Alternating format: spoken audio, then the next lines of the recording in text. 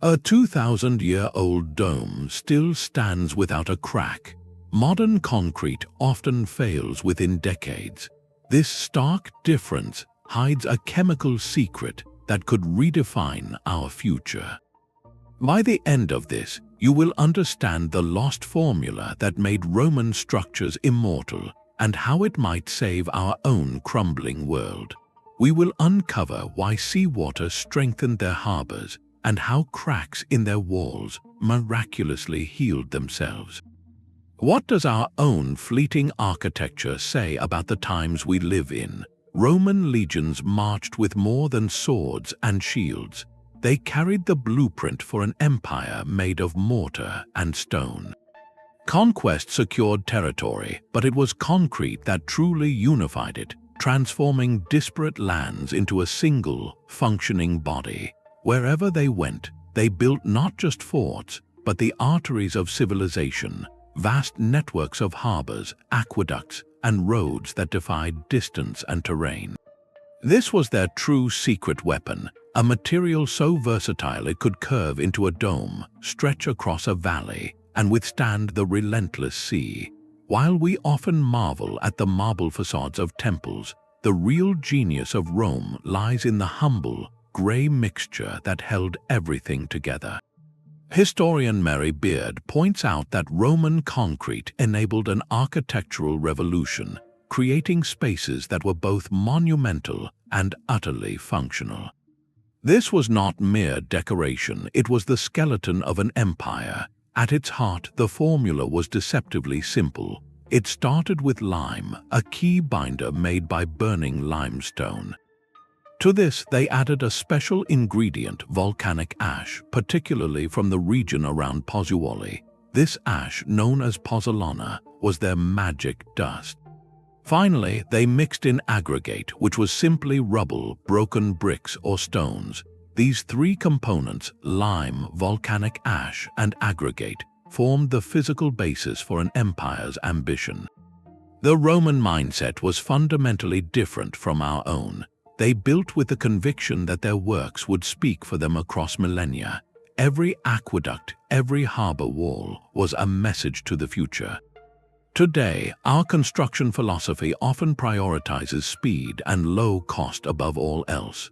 We build with the expectation that things will need replacement, an accepted cycle of decay and renewal. But this raises a profound question: when did we stop building for eternity? When did longevity become a luxury rather than a standard? Understanding this basic recipe, this simple combination of earth and fire, is the first step toward unraveling the deeper mystery. For within that mixture of lime and ash lies a chemical conversation that has been silent for centuries, waiting to be heard again. That familiar web of cracks spreading across a sidewalk tells a deeper story of fragility. Modern concrete, for all its initial strength, carries a hidden vulnerability that the Romans ingeniously avoided. Our version relies on a core of steel rebar for tensile strength, creating a skeleton within the stone. But this very innovation introduces a fatal flaw. When water seeps through those inevitable micro-cracks, it reaches the steel, causing it to rust and expand.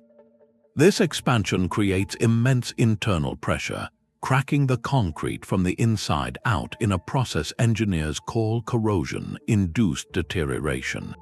It is a slow, inevitable rebellion where the material's own reinforcement becomes its destroyer. The Romans built without any metal reinforcement, so this specific failure mode simply did not exist for them. Their concrete was a monolithic whole designed to work in harmony with the elements, not fight against them. Beyond the steel, the chemistry of modern Portland cement itself can turn hostile. An alkali-silica reaction occurs when certain minerals in the aggregate react with the alkaline cement paste, forming a gel that swells with moisture and cracks the concrete apart. It is a silent chemical war waged within the material. As materials scientist Professor Marie Jackson notes, our concrete is engineered for rapid compressive strength, for speed, but it possesses no biological instinct to repair itself. Once it cracks, the damage only progresses. The economic and environmental toll of this built-in obsolescence is staggering.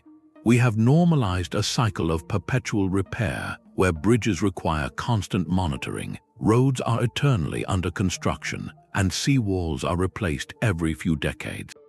This is not just a maintenance issue, it is a crisis of sustainability, consuming vast resources and energy to rebuild what was never meant to last.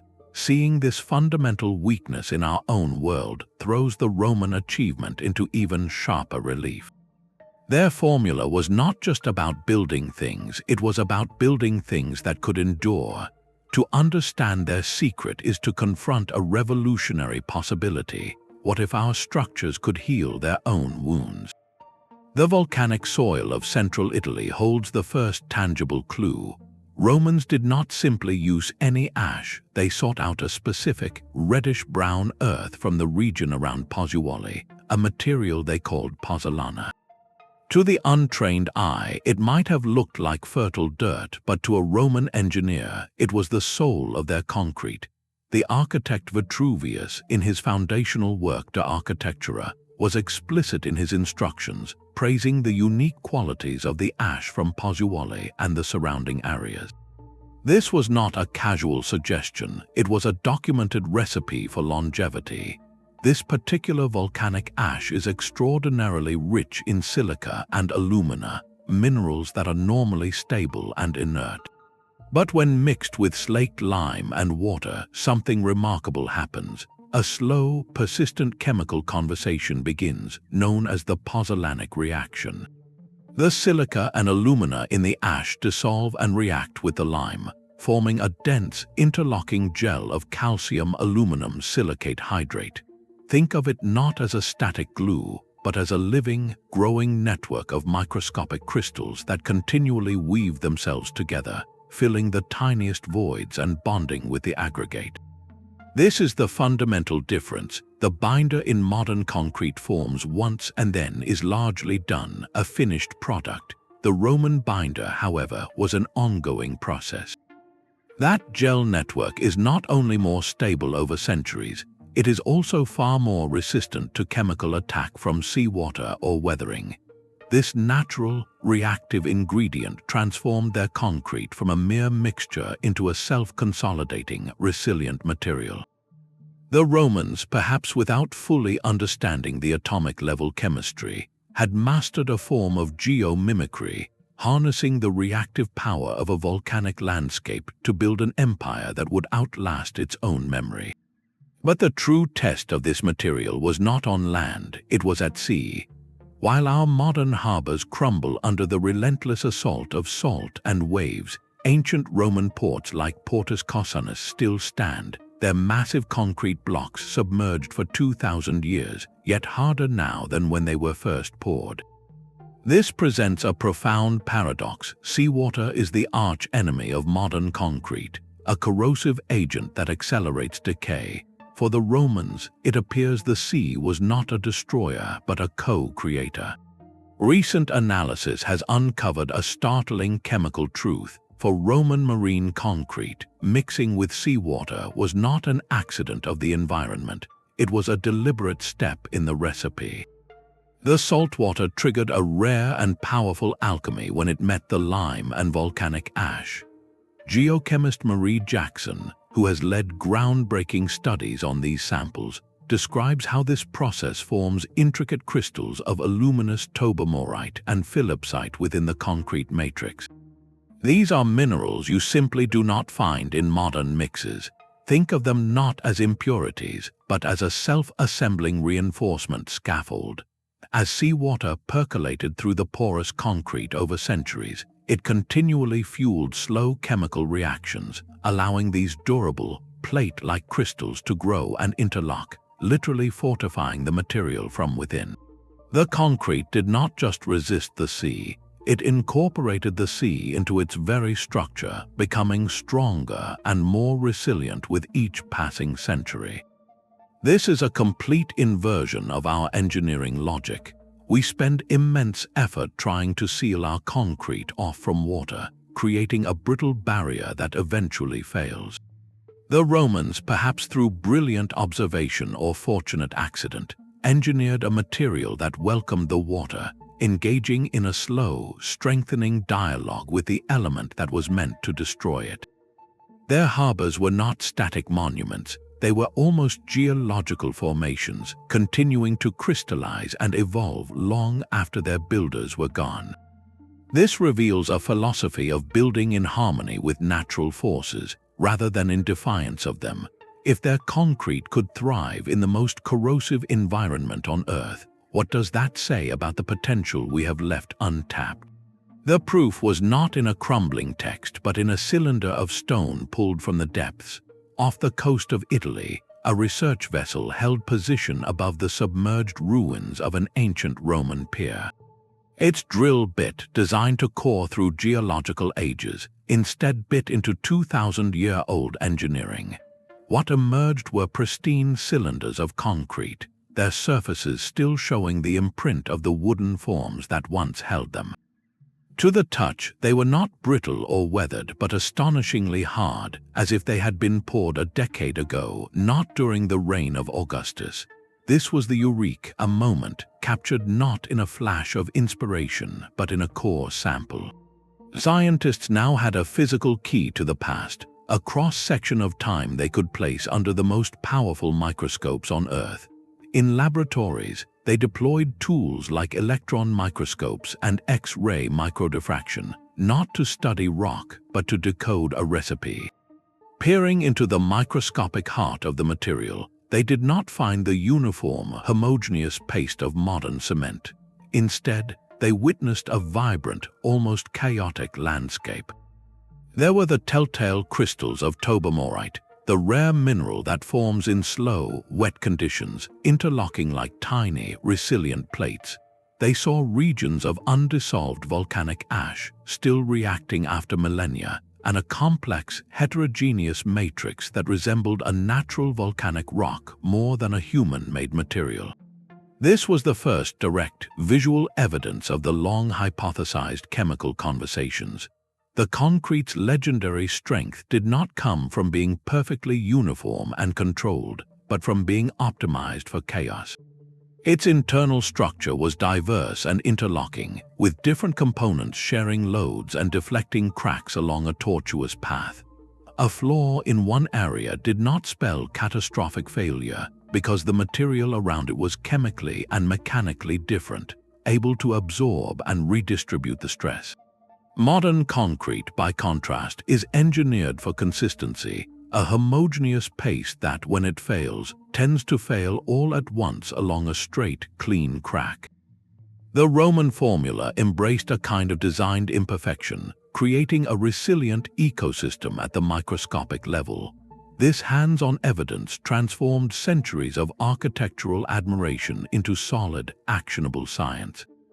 The secret was no longer a legend, it was a map, one that pointed toward a future where our own structures might not just endure, but grow stronger with time. This ability to heal is the most startling clue of all.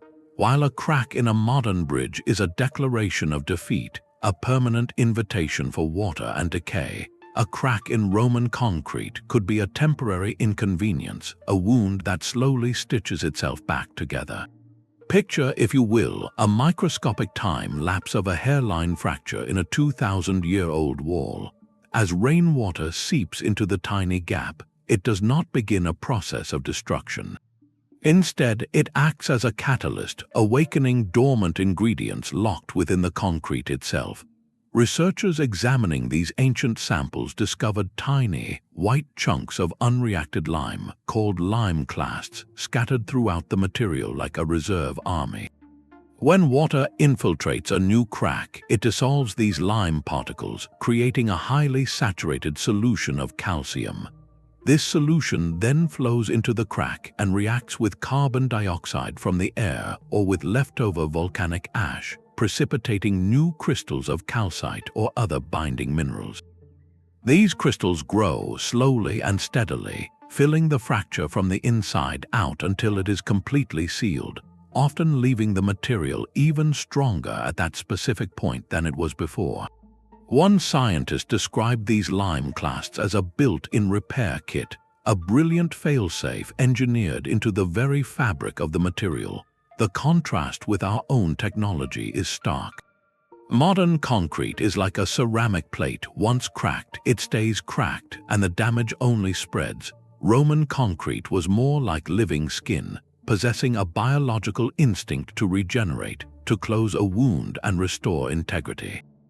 This self-healing property transcends mere durability. It hints at a fundamental shift in how we might conceive of the built environment. What if our infrastructure could sense damage and respond? What if, instead of dispatching repair crews to patch a leaking reservoir, the reservoir could simply heal the leak itself? This lost capability points toward a future where our cities are not static collections of decaying objects, but resilient, adaptive systems. The formula was not just about creating a stronger stone. It was about imparting a kind of quiet, persistent vitality to the inanimate world. The final ingredient in this ancient recipe was not just a material, but a method, one that required facing a dangerous, elemental force. Modern concrete production is a cool, controlled affair, beginning with slaked lime, a stable powder that mixes calmly with water. Roman engineers, however, often started with quicklime, a substance born from the heart of a kiln. This was calcium oxide, a highly reactive powder created by roasting limestone at searing temperatures. When water met this quicklime on the construction site, it did not simply mix, it erupted. The combination triggered a violent exothermic reaction, releasing intense heat and plumes of steam in a process known as hot mixing. Imagine the scene: laborers pouring water onto mounds of this white powder, jumping back as the mixture hissed and boiled, transforming into a hot, pasty mortar that could almost cook itself. It was a crude, almost alchemical spectacle, filled with risk of burns and scalding steam, a far cry from the orderly, dust-controlled plants of today.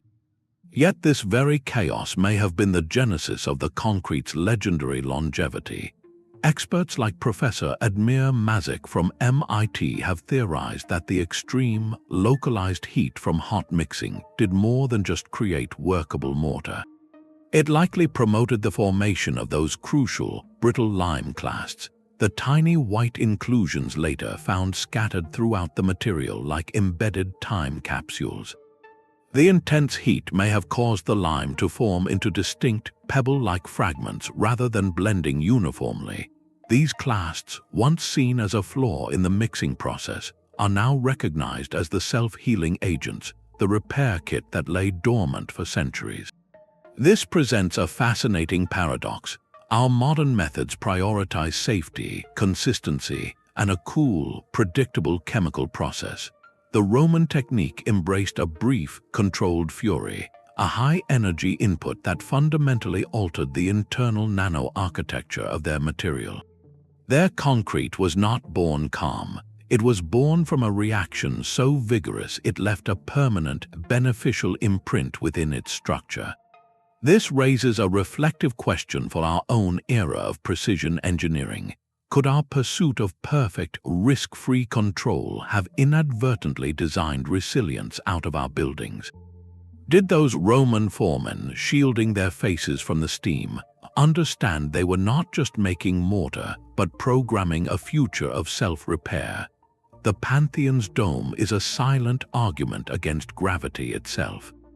For nearly 2,000 years, this unreinforced hemisphere of Roman concrete has hung in the Roman sky, its central oculus open to the rain and sun, with not a single supporting pillar interrupting the vast space below. Modern engineers run calculations and come away baffled. The dome should have collapsed under its own weight centuries ago, yet it stands, a perfect monument to compressive strength.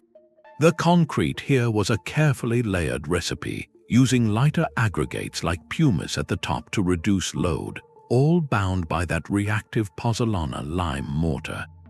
It performs a single, magnificent task, holding itself up, and it has done so through earthquakes, invasions, and the relentless passage of time. It is not a static relic, It is an active demonstration, a material witness that defies every modern expectation. Then there is the sprawling complex of the Baths of Caracalla, a monument not to stillness but to resilience against change. These were not just buildings, they were engineered microclimates, with vast halls heated by underground furnaces and pools filled with cool water. The concrete here endured brutal thermal cycling, expanding with heat and contracting with cold year after year. Our modern materials often crack under such stress, succumbing to fatigue. Yet the walls and vaults of the baths, though now open to the sky, show a remarkable cohesion. The concrete's ability to flex minutely, its internal network of crystals distributing stress, allowed it to breathe with the temperature. It was a material built for the living rhythm of a city, not just for monumental grandeur. Perhaps the most convincing testimony comes from a place where the concrete has never been dry. Off the coast of modern-day Israel, the submerged breakwaters of Herod's harbor at Caesarea rest on the seafloor. These are not mere stones, they are enormous concrete blocks, cast in wooden forms and lowered into the Mediterranean waves 2 millennia ago. While modern port concrete succumbs to saltwater corrosion in decades, these blocks have been in a constant, corrosive bath for centuries, and instead of crumbling, they have grown harder. Marine biologists find them encrusted with life, but engineers find them structurally sound, their interiors strengthened by the very seawater that was meant to destroy them. This is the ultimate field test, a 2,000-year experiment that is still yielding successful results. Visiting these sites, either in person or in the mind's eye, transforms abstract chemistry into visceral wonder. You are not looking at ruins in the sense of something broken. You are standing in an active laboratory where the experiment has been running since antiquity. Each structure answers a different question: the Pantheon for compression, the baths for thermal stress, Caesarea for chemical assault. Together, they form an irrefutable body of evidence. The formula was not theoretical, it was profoundly practical, yielding a material that could shape a dome, enclose a bustling bathhouse, and tame an open sea. These giants still speak, not through words but through their enduring presence, asking us what we might build if we chose to listen. The quest for this lost knowledge has moved from archaeological sites to sterile, humming laboratories. Today, teams of material scientists are not merely studying Roman concrete. They are attempting to reverse engineer its magic, to translate 2,000-year-old alchemy into a modern building code. This is a meticulous process of deconstruction and reconstruction, where electron microscopes and molecular simulations guide the recreation of a recipe written in stone. Researchers grind synthetic versions of volcanic ash, meticulously adjusting the ratios of silica and alumina. They experiment with hot mixing protocols, carefully measuring the explosive reaction between quicklime and water, all to coax the formation of those self-healing lime clasts. The goal is not to make an exact replica, but to capture the fundamental principles, to design a new generation of concrete that possesses the ancient material's patience and resilience. One of the most significant hurdles is geography. The Romans had the fortune of building an empire atop some of the most reactive volcanic regions on Earth. Modern global construction cannot rely on shipping specific ash from Italy to every project site. The hunt is on for suitable local alternatives, from certain types of clay that can be calcined to other industrial byproducts like fly ash, all in the hope of triggering a similar, slow strengthening reaction. Another challenge is time itself, in more ways than one. The Pozzolanic reaction that gives Roman concrete its strength is a marathon, not a sprint. It can take months or even years to reach full strength, a timeline utterly at odds with the breakneck pace of contemporary development, where speed of construction is often the primary metric of success. Yet, despite these obstacles, the pursuit is gaining serious momentum. Companies and research institutes from Europe to North America, are investing in what is often called Roman-inspired or self-healing concrete. The driving force is not just longevity but sustainability. The production of modern Portland cement is responsible for roughly 8% of global carbon dioxide emissions. A material that lasts for centuries instead of decades, and that can be made with less energy-intensive processes or industrial waste products, represents a monumental opportunity to reduce the built environment's colossal carbon footprint. This modern hunt is a fascinating convergence of disciplines where archaeologists provide the clues, chemists decode the language, and engineers build the future. It is a race against the very conventions of our time, a deliberate effort to slow down our building philosophy in order to build something that endures. The skyline of our modern world is built on a hidden foundation of smoke. Every towering skyscraper, every sprawling bridge, every suburban driveway relies on Portland cement, a material whose creation comes with a staggering environmental price. The kilns that produce it must reach temperatures exceeding 2,600 degrees Fahrenheit, a heat typically generated by burning fossil fuels. This process, combined with the chemical breakdown of limestone itself, releases an immense amount of carbon dioxide into our atmosphere. The sobering reality is that this single industry is responsible for roughly 8% of all human-made carbon emissions globally, a footprint larger than that of most individual countries. We have literally built our civilization on a process that is actively destabilizing it. This casts the Roman achievement in a new, urgent light. Their concrete did not require such an energy-intensive planet heating process. Their lime was burned at lower temperatures, and their magical volcanic ash was simply dug from the ground, requiring no further chemical transformation. It was a low-energy, locally sourced material, a stark contrast to our globalized, high-emission supply chains. Researchers estimate that adopting a modern version of this Roman-inspired concrete could potentially slash the carbon footprint of construction by a significant margin, perhaps by half or even more, depending on the formulation. This transforms the quest from a fascinating historical puzzle into a matter of profound necessity. It is no longer just about building things that last, it is about building a future that can last. Conversation shifts from engineering marvels to planetary survival. Can the wisdom of an ancient empire etched in silent stone guide us toward a more sustainable way of building?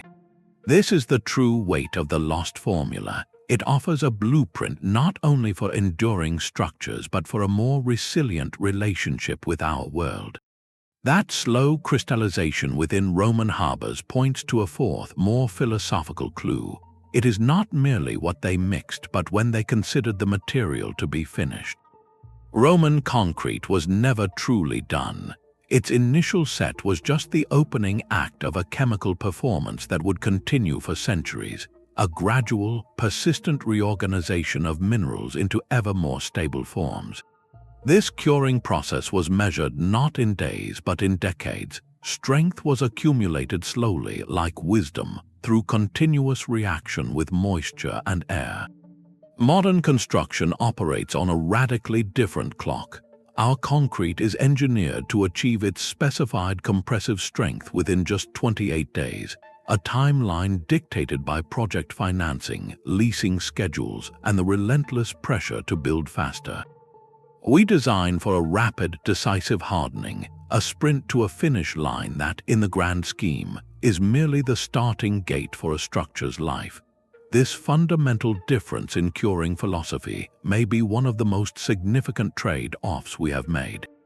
The intense, fast-forming bonds in modern concrete can create internal stresses and a more brittle, homogeneous microstructure. It gains strength quickly, but that strength has nowhere to go but down over time.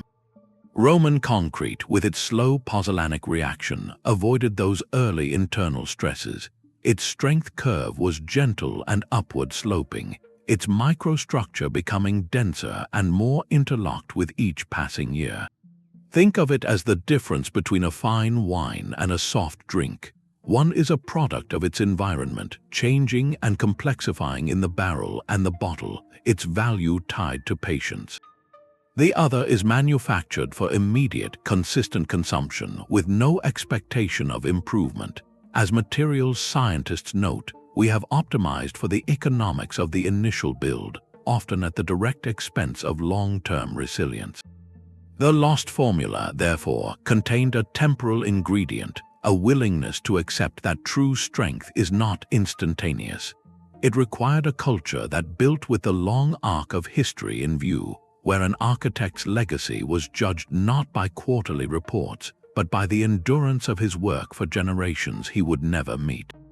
This patience is perhaps the hardest component to replicate today, for it asks us to value the unseen future as tangibly as the pressing present. Their success raises a profound and enduring question. Was this all a magnificent accident of geography or a calculated triumph of engineering? The argument for serendipity is compelling. The Roman heartland sat atop a geological wonderland, rich in the very reactive volcanic ash that became the soul of their concrete. It is easy to assume they simply used what was abundantly at hand, that the formula was less a discovery and more a happy coincidence of location. If their empire had risen in a different landscape, perhaps their structures would have crumbled as ours do. This view suggests they were beneficiaries of geological luck, building an immortal legacy on a foundation they did not fully comprehend. Yet, the historical record pushes back against this simpler story. The architect Vitruvius did not merely recommend ash, he provided specific comparative instructions.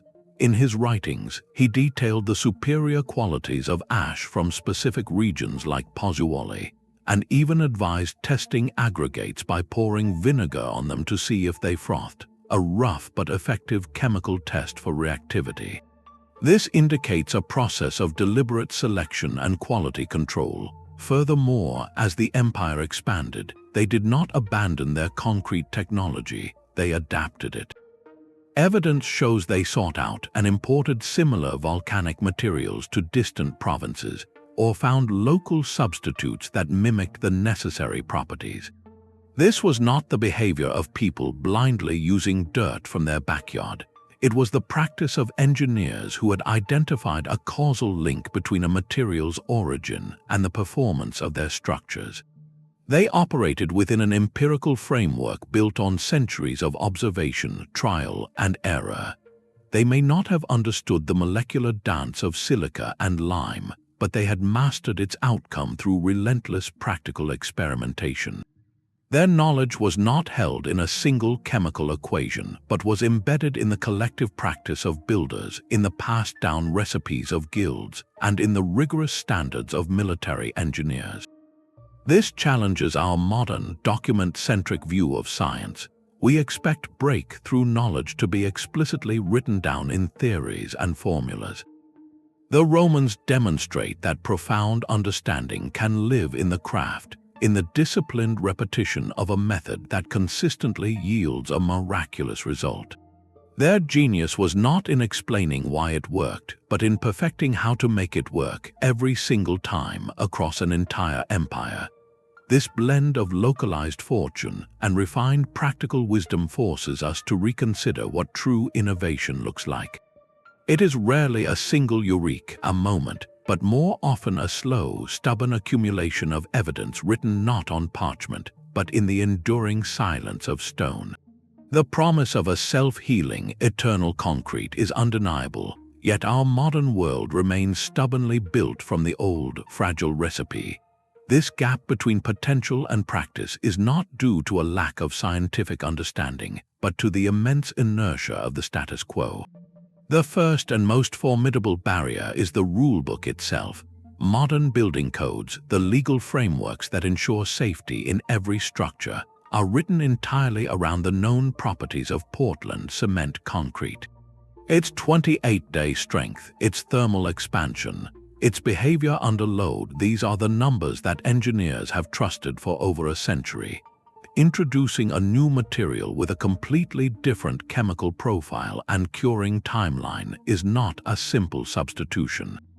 It requires a mountain of new data, years of rigorous, expensive testing for durability, fire resistance, and seismic performance, all to satisfy cautious regulators and liability-conscious insurers. As one building official put it, we cannot rewrite the code based on a 2,000-year-old building, no matter how impressive it is.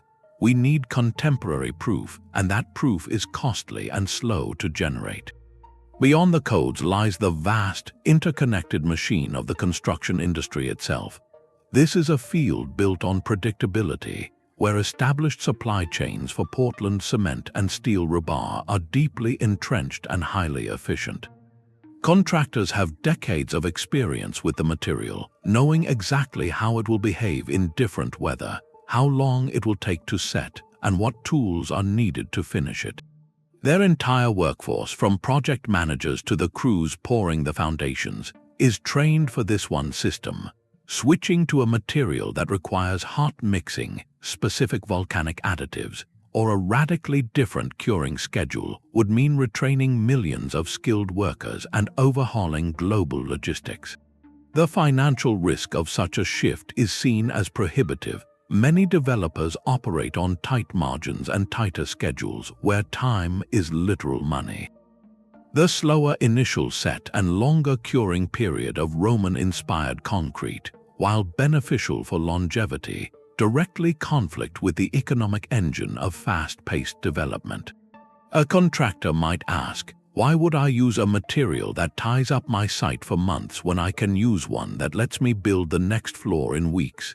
This creates a powerful economic disincentive where the long-term benefit to society is outweighed by the short-term cost to the individual builder. These are not trivial obstacles, they are the deeply rooted realities of how we build our world today. Acknowledging this inertia is not an admission of defeat, but a clear-eyed map of the battlefield. It shifts the question from a scientific "can we" to a practical "how could we ever?" The answer may not lie in a sudden revolution, but in a patient, strategic campaign of proof and persuasion. The first real-world tests are not in skyscrapers, but in the quiet, corrosive lap of the San Francisco Bay. Here, a pilot project is using a concrete mix enriched with volcanic ash to construct new seawall panels. This is a deliberate echo of Caesarea, a modern attempt to see if the ancient logic holds true in our own turbulent waters. The goal is not just to build a barrier, but to create a living experiment, monitoring whether these panels will resist saltwater decay better than their conventional counterparts and perhaps even gain strength over time. This is how the old knowledge re-enters the world, not with a dramatic revolution, but through careful, measured steps in places where failure is costly and longevity is everything. Similarly, the restoration of ancient structures themselves has become a crucial testing ground. When conservators work on a 2,000-year-old Roman pier or a medieval cathedral, they face a unique challenge: they cannot use modern Portland cement. Its different chemical and physical properties would create a destructive tension with the historic fabric, trapping moisture and causing the original stone to crumble away from the repair. Instead, they are increasingly turning to lime-based mortars enhanced with pozzolanic materials, essentially recreating the Roman recipe for the sake of compatibility. In these restoration projects, the ancient formula is not a curiosity. It is a necessary tool, the only language the old stones will understand. This practical application in conservation is building a vital bridge between historical study and contemporary material science. Beyond these direct echoes, a broader family of materials called geopolymers is emerging as a modern cousin to Roman concrete. These are binders made by activating industrial byproducts, like fly ash from coal plants or slag from steel production, with an alkaline solution. The process skips the high heat of Portland cement production entirely, offering a massive carbon reduction. While not identical to the Roman mix, geopolymers share its fundamental principle. They create a dense, durable, ceramic-like network through chemical reaction rather than through heat-intensive processing.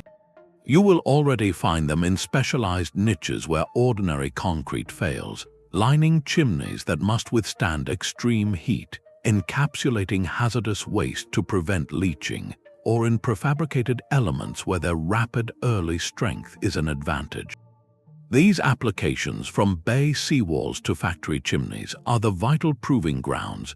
They are where engineers gather data, refine mixes, and most importantly, build confidence. Each successful pilot project is a quiet argument, a piece of evidence added to the case that building for centuries is not a lost art, but a recoverable skill. This gradual infiltration proves the formula is no museum relic. It is a seed already sprouting in the cracks of our own crumbling infrastructure. So what would this modern reinterpretation look like, distilled from centuries of clues? The recipe begins with a high-quality lime, not the pre-slaked powder we commonly use, but quicklime, capable of that energetic hot mixing reaction. The second ingredient is the reactive pozzolan, the heart of the magic. While we may not have the exact ash from Pozzolan, we have found powerful modern equivalents, like certain classes of fly ash from coal plants or finely ground volcanic glass. These materials provide the essential silica and alumina that begin the slow, strengthening conversation with the lime. Third is clean, durable aggregate, the bones of the mixture, which can be anything from crushed stone to recycled concrete itself. For marine applications, a fourth, transformative component enters the mix: salt water.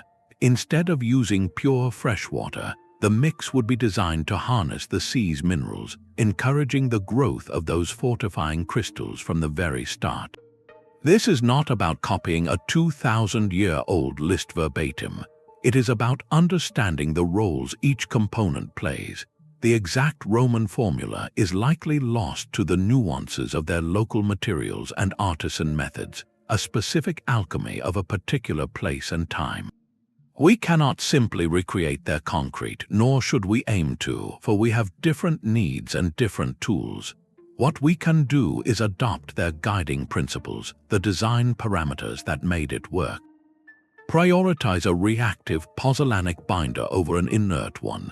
Embrace a curing process that is measured in seasons, not just days. Design for chemical compatibility with the environment, even a harsh one.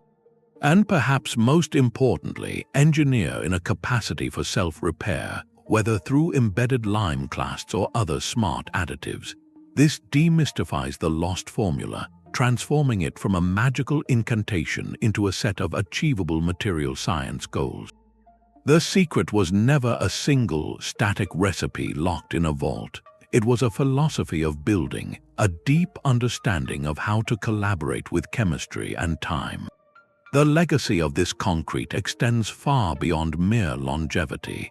Its resistance to fire reveals another hidden layer of superiority, one born from its very chemistry. When exposed to extreme heat, modern concrete faces a catastrophic failure mode called spalling.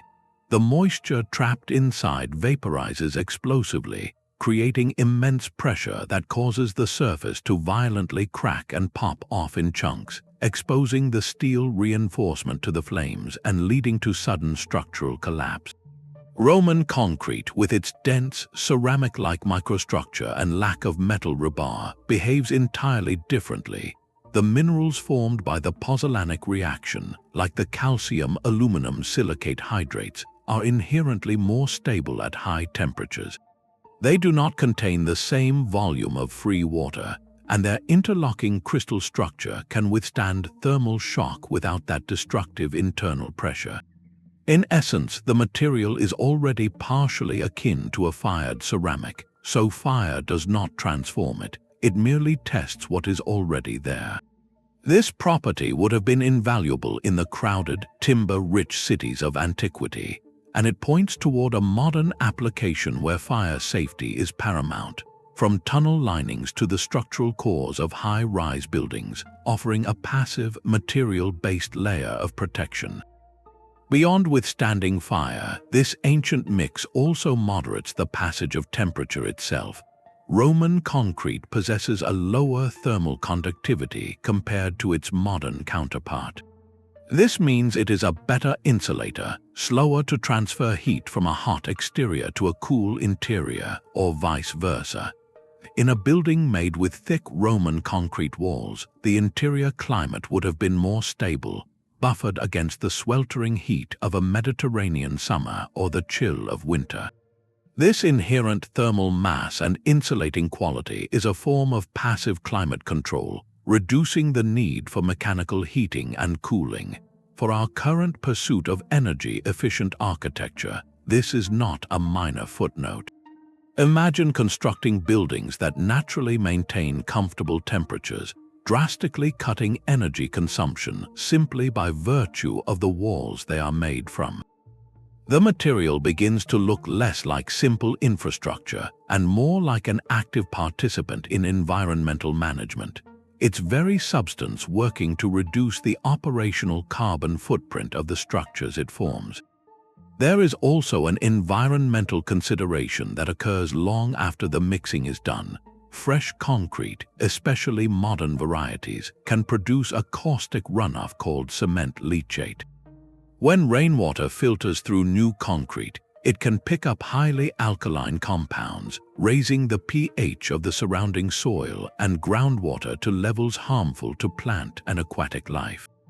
This leaching effect can persist for years. The chemistry of Roman-inspired concrete, with its different mineral phases and slower, more complete reactions, appears to result in a less alkaline and more environmentally benign leachate. The Pozzolanic reactions effectively lock up the lime into stable, insoluble compounds, reducing the amount of free calcium hydroxide that can wash away. While all construction impacts the local environment, this suggests the ancient formula could minimize one of the long-term, diffuse side effects of building, aligning more closely with modern goals of reducing industrial toxicity and protecting ecosystems. When we piece these benefits together, a comprehensive picture emerges. Durability was not a standalone miracle, but the most visible symptom of a deeply integrated material system. Fire resistance, thermal buffering, and environmental compatibility are not separate features. They are different expressions of the same underlying chemical harmony. This ancient mix did not just create a block that lasted. It created a wall that protected, insulated, and coexisted more gently with its surroundings. It challenges our compartmentalized approach to building performance, where we often add layers of insulation, fireproofing, and waterproofing to a core material that lacks these qualities inherently. The Roman method suggests a path toward unification, where the primary structural material itself embodies multiple forms of resilience. This holistic value proposition asks us to reconsider the very purpose of our built environment. Are we merely constructing shelters, or are we crafting ecosystems of stone designed to safeguard, sustain, and endure in silent partnership with the world around them? That dense gray mixture was far more than a construction material. It was a cultural statement cast in stone. Roman engineers and patrons did not merely build for the present. They built with a profound sense of eternitas, a concept of eternity that shaped their entire civic vision. This was not about personal immortality, but about the immortality of the Roman state and its values. An aqueduct was not just a water delivery system, it was a promise of civilization enduring. A harbor was not just a trading post, it was an assertion of permanent order against the chaos of the sea. Their concrete was the physical embodiment of this long-term thinking, a technological commitment to a future they would never see. When an emperor commissioned a public bath or a basilica, he was engaging in a dialogue with history itself, staking his legacy on the endurance of his works. This stands in stark contrast to the economic drivers of much modern development. Our contemporary calculus is often dominated by short-term return on investment, depreciation schedules, and the rapid turnover of assets.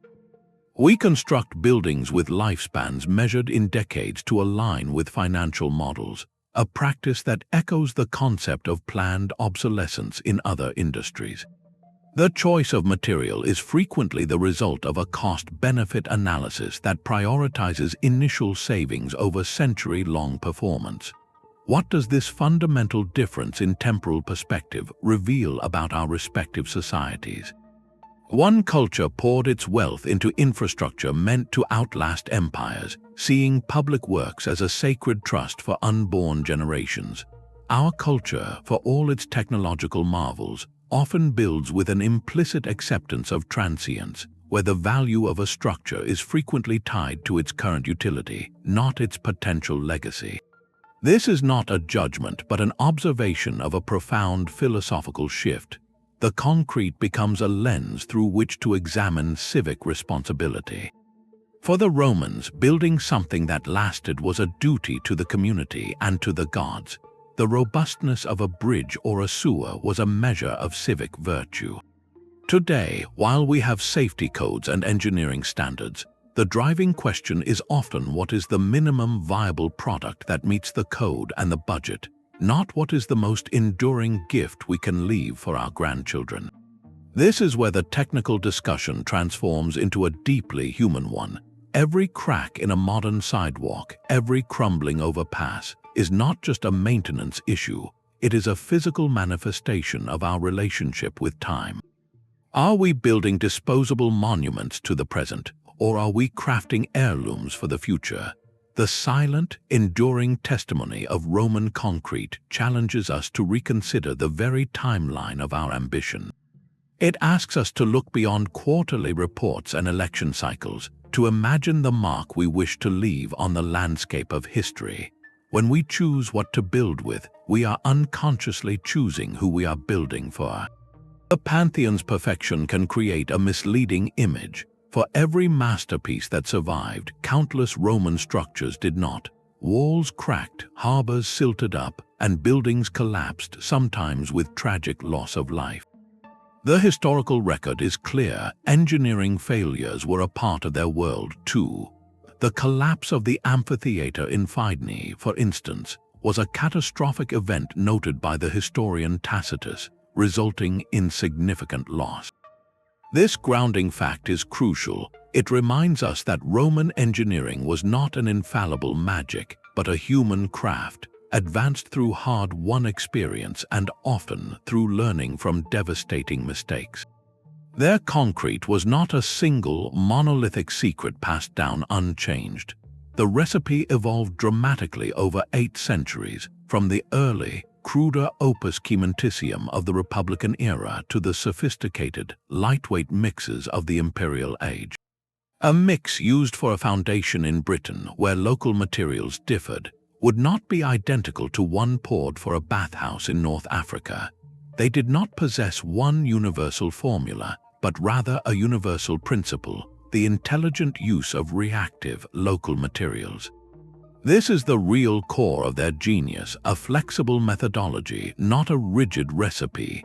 They understood that certain volcanic ashes, certain types of crushed brick or pottery, even certain sands, could create that vital chemical reaction. This principle of local adaptation is perhaps their most applicable lesson for us today. It shifts the narrative from a hunt for a singular, lost ingredient to an embrace of a sustainable, context-sensitive philosophy of building. Their achievement becomes more relatable and more impressive when we see it not as a forgotten super science, but as the result of relentless, practical iteration. They observed, they experimented, they failed, and they improved. This process of trial and error, written in the very stones they left behind, mirrors our own modern engineering endeavors. It suggests that the path to building a more resilient future may not lie in rediscovering a single ancient text, but in recovering their mindset, one that valued empirical evidence, material compatibility, and the patience to learn from both success and ruin. The Romans were not alone in their silent dialogue with the earth. Across oceans and continents, other ancient builders were conducting their own experiments with fire and stone, arriving at remarkably similar conclusions. In ancient China, during the Ming and Song dynasties, masons perfected a mortar that has held the Great Wall and countless pagodas together for centuries. Their secret ingredient was not volcanic ash, but something far more humble: rice. By adding sticky rice soup and rice husk ash to a standard lime mortar, they created a composite with exceptional strength and water resistance. The organic compounds in the rice acted as a natural polymer, inhibiting the growth of destructive crystals and creating a more flexible, durable bond. Half a world away, the Maya of Mesoamerica constructed towering pyramids and vast cities using a concrete-like material. They burned limestone to produce lime, then mixed it with water and a specific type of sap from local trees along with coarse gravel. This organic additive, much like the Chinese rice, likely improved the workability and long-term resilience of their structures in a humid, tropical climate. These parallel discoveries are profound. They tell us that the Roman formula was not a singular anomaly, but part of a much wider, global pattern of human ingenuity. Faced with the universal need for shelter and monument, disparate cultures, with no possible contact, all looked to their local landscapes and found ways to transform common materials into something extraordinary. They each learned that the key to longevity lay not in defying nature, but in collaborating with it, using heat and chemistry to unlock hidden potential in ash, clay, and even food. This reframes the entire quest. We are not searching for one lost recipe, but for an entire forgotten library of sustainable material science, written in the walls of forgotten cities and the foundations of enduring temples. Indigenous and historical knowledge systems around the world are repositories of this wisdom, developed through millennia of careful observation and lived experience. Yet for centuries, mainstream science has often overlooked these traditions, dismissing them as primitive or anecdotal. The rigorous, microscope-led analysis now being applied to Roman concrete is a model for how we might respectfully engage with this global treasury. What other lost formulations are waiting in the mortar joints of Incan walls or the earthen structures of the African Sahel? Each represents a unique answer to the challenge of building sustainably within a specific ecosystem. This expanded view transforms our mission from a technical recovery project into a cultural reconnection, suggesting that the blueprint for a resilient future might be found not only in our labs, but in the accumulated wisdom of our collective past. A durable wall saves money for centuries, but its higher price is paid today. This disconnect lies at the heart of our crumbling infrastructure, a fundamental flaw in how we account for value. Our current economic models are engineered for short-term horizons, rewarding the lowest initial bid and passing the staggering costs of repair and replacement to future generations. To embrace a material built for the ages, we must first reimagine the financial architecture that surrounds it. Imagine, for a moment, a different kind of ledger, one that calculates cost not over 10 years but over 100. This practice, sometimes called centennial accounting or whole life costing, would fundamentally change the math. A Roman-inspired concrete seawall might cost twice as much to pour, but if it eliminates 10 replacements over 2 centuries, its true cost per year plummets. The savings in materials, labor, and community disruption become astronomical, but only if someone is willing to look that far ahead.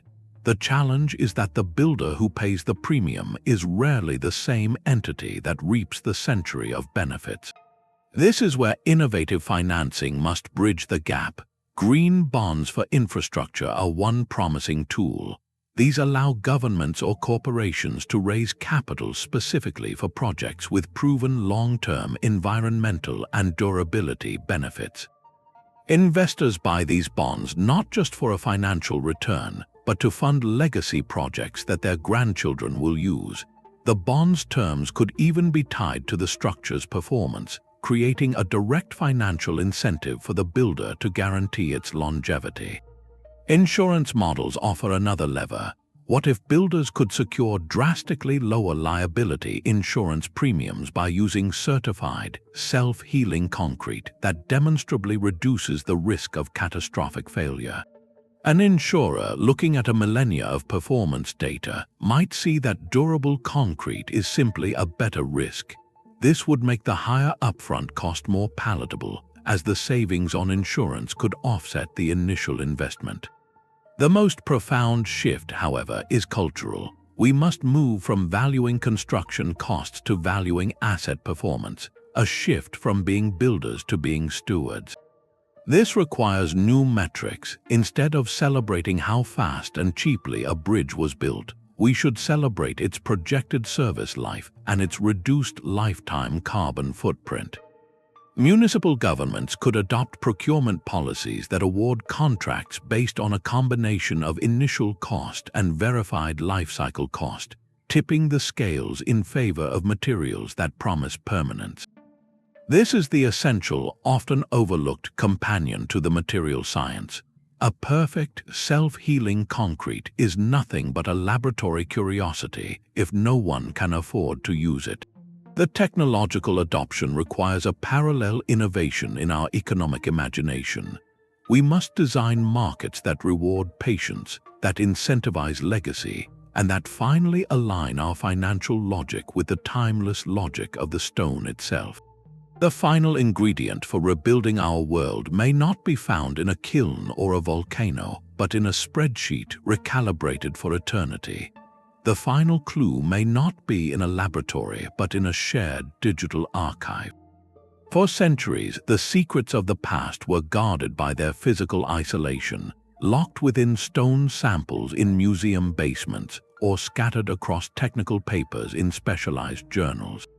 Today, we have the tools to change that. Imagine an open-source database, a global digital library where every spectroscopic analysis, every electron microscope image, and every chemical assay of ancient mortar from sites around the world is freely available. A researcher in Brazil could cross-reference their findings with data from a Roman site in Jordan. A materials scientist could apply machine learning algorithms to patterns no single human could discern across 10,000 samples. This is not a distant dream, it is the logical next step in a collaborative age. The puzzle of Roman concrete is too vast, with too many regional variations, for any single institution or corporation to solve alone. When data is proprietary, progress happens in silos and vital connections are missed. Open data transforms the search from a series of private races into a coordinated public expedition. But the collaboration need not be purely digital. Citizen science projects could invite local communities to monitor pilot structures built with new mixes. Volunteers could use simple smartphone apps to document crack formation or surface changes over years, contributing to a massive, longitudinal study of material performance in real-world conditions. This democratizes discovery. You do not need a doctorate in geochemistry to contribute. A historian might spot a forgotten reference to a local mortar recipe in a medieval text. An amateur archaeologist documenting a crumbling wall in their hometown could photograph a unique aggregate that matches a known reactive material. A community group advocating for the restoration of a historic bridge could push for material testing that reveals the composition of its original, enduring mortar. Each of these acts adds a piece to the mosaic. This framing transforms the mystery from an academic curiosity into a collective human heritage project. The formula does not belong to Rome or to any single nation. It belongs to the story of human ingenuity.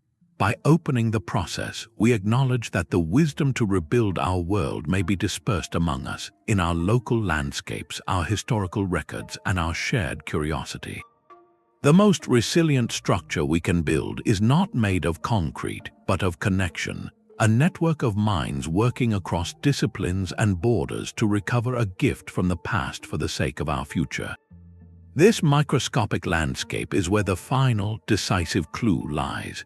Under the most powerful electron microscopes, the heart of Roman concrete reveals itself not as a smooth, uniform paste, but as a world of stunning complexity.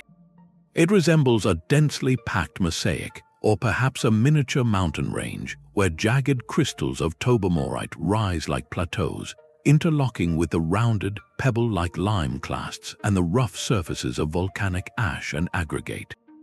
This is not a flaw, it is a masterful design. Scientists call this an organized chaos, a composite material where every component, from the nanoscale crystals to the millimeter-scale chunks of rock, plays a distinct role. This intricate internal architecture is the secret to its legendary toughness. When a microscopic crack begins to form under stress, it does not find a clean, straight path to travel. Instead, it immediately encounters this chaotic terrain. The crack tip runs into a hard crystal of tobermorite and is deflected. It tries to go around, only to meet a soft, dissolving lime clast that absorbs the energy. It zigzags, forks, and dissipates its force against countless interfaces between different materials. This process, known as crack blunting, turns a potential catastrophic failure into a harmless series of tiny, arrested fissures. The material sacrifices a little bit of perfect initial strength for an immense gain in long-term resilience. It is tough, meaning it can absorb energy and deform slightly without breaking, not just strong, meaning it can hold a heavy load. Think of it like a woven rope versus a glass rod. The rod is very strong in compression, but strike it and it shatters cleanly. The rope, with its thousands of intertwined fibers, might fray under the same blow, but it holds together, its complexity preventing total failure. Modern concrete, for all its engineered precision, often resembles that glass rod at the microscopic level. Its homogeneous paste is incredibly strong when first set, but it lacks this defensive chaos. A crack that forms can propagate easily through the uniform material, following a straight, efficient path to failure. This final clue from the nanoscale encapsulates the material's true genius. The durability of Roman concrete is what scientists call an emergent property. It is not a quality inherent in any single ingredient, lime, ash, or aggregate alone. It arises only when they are combined in the right way and allowed to cure slowly, creating that specific, intricate internal architecture. The resilience is born from the conversation between the parts, from the beautiful, imperfect synergy of the whole. This is a profound lesson in design, one that comes not from a top-down blueprint, but from a bottom-up understanding of how materials interact. It suggests that to build things that last, we must sometimes embrace a little productive disorder, designing not for a perfect, static state, but for a dynamic, resilient system. The volcanic fields of Italy were a perfect geological gift, but our world is built on a far more diverse foundation. This raises the ultimate practical challenge. Can a material so dependent on one region's unique chemistry ever work on a global scale? The answer lies not in slavish imitation, but in intelligent adaptation, in uncovering the universal principle the Romans mastered, the activation of latent reactivity in common materials. The quest today is to find and awaken alternative pozzolans, substances that can spark that same slow, strengthening conversation without the need for Italian ash. One promising path leads to certain types of clay. When specific clays are heated or calcined, their structure changes, making the silica and alumina within them available for the pozzolanic reaction. This means a material found in countless regions could be transformed into a potent building agent. Another avenue explores the mountains of waste we already produce. Fly ash, a fine powder left from burning coal in power plants, and ground granulated blast furnace slag, a byproduct of steelmaking, are rich in the very silicates needed. Using them not only creates a durable binder but also diverts industrial waste from landfills, tackling two environmental problems at once. Even crushed recycled glass, with its high silica content, can be milled into a fine powder and activated. These are not inferior substitutes, they are modern translations of the ancient idea, turning local and recycled resources into the backbone of resilient cities. This research envisions a future not with one monolithic concrete, but with a diverse family of them. Picture a world where a bridge in Japan is built with a concrete activated by local volcanic tuft. A school in Kenya uses a mix based on calcined clay, and a seawall in the Netherlands incorporates slag from a nearby steel plant. Each formula would be chemically distinct, yet they would all share the Roman-inspired virtues of slow curing, self-healing potential, and a drastically lower carbon footprint. The manufacturing process itself is being reimagined. While we may not revert to dangerous hot mixing on site, controlled thermal activation in factories could replicate the beneficial nanostructure, embedding those self-repairing lime clasts safely and consistently. The goal is no longer to rebuild the Roman Empire, but to borrow its foundational wisdom to construct a sustainable world. This transforms the ancient formula from a fixed archaeological artifact into a living, evolving branch of material science for the 21st century, a set of principles that empower every community to build lasting strength from the ground beneath their feet. Despite all we have uncovered, genuine mysteries still linger in the dust of the ruins. We have pieced together the fundamental chemistry, but the precise craft, the hands-on art of the Roman builder, remains partly veiled. Take the monumental task of pouring the Pantheon's dome. Modern engineers still debate the exact methods. How did they achieve such flawless consistency and structural integrity without modern machinery? The dome was cast in layers, but the logistics are staggering, coordinating teams to mix, lift, and place a fluid material that needed to remain workable for hours, all while ensuring it cured evenly without dangerous internal weaknesses. The sheer scale of their coordination hints at a lost body of practical knowledge, a symphony of labor and timing that was never written down, only performed.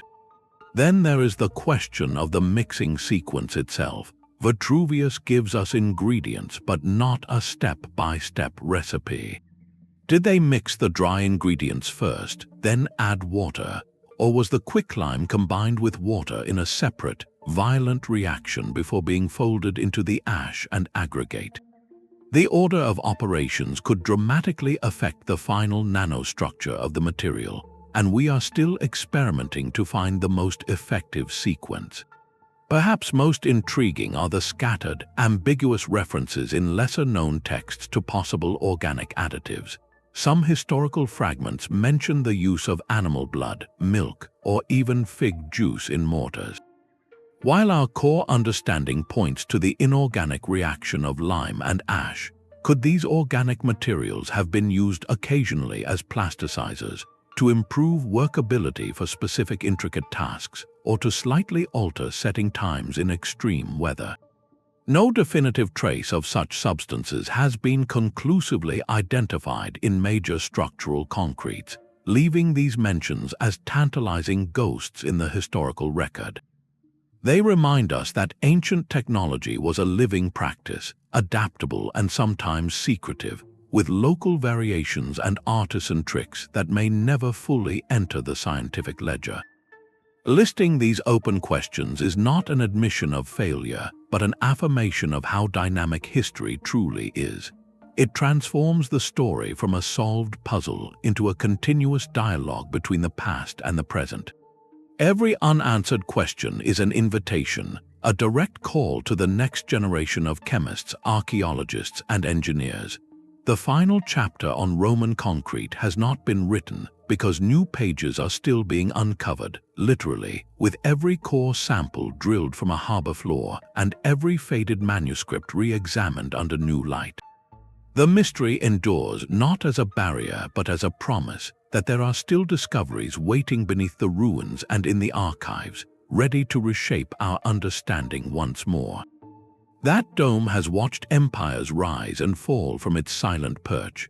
Our journey began there, beneath its impossible span, and it brings us now to a simple, powerful choice. We have walked through the volcanic fields that gave Rome its magic dust, traced the chemical conversations in seawater, and witnessed the quiet miracle of a crack healing itself over centuries. This was never just a search for a lost recipe. It was the recovery of a lost philosophy, a way of thinking about time, community, and our place within the natural world. The concrete itself is the teacher, its lessons written in a language of endurance. It tells us that true strength is often slow, that collaboration with an environment yields more than defiance, and that the most resilient systems are those designed with a capacity for self-repair. This ancient wisdom arrives not as a relic, but as a revelation for our moment. We stand at a crossroads of our own making, surrounded by infrastructure with an expiration date, in a world that can no longer afford the carbon cost of rebuilding everything every few decades. The Roman formula offers more than a stronger mix. It provides a blueprint for a shift in mindset, from building disposable assets to crafting enduring legacies. It asks us to measure our ambition not in square feet poured per day, but in centuries of service rendered. The most sustainable structure, after all, is the one you only have to build once. This is the vision we are left with, a future where our cities are not collections of transient objects, but heirlooms in progress, where harbors strengthen with the tides and bridges carry the weight of generations. The past has handed us a key, forged in fire and tempered by the sea. It is now our task to decide what doors we will unlock with it. If this exploration of ancient genius has illuminated a path forward for you, consider subscribing for more journeys into the secrets history holds. We would love to hear your vision. What modern structure would you build to stand for 1,000 years?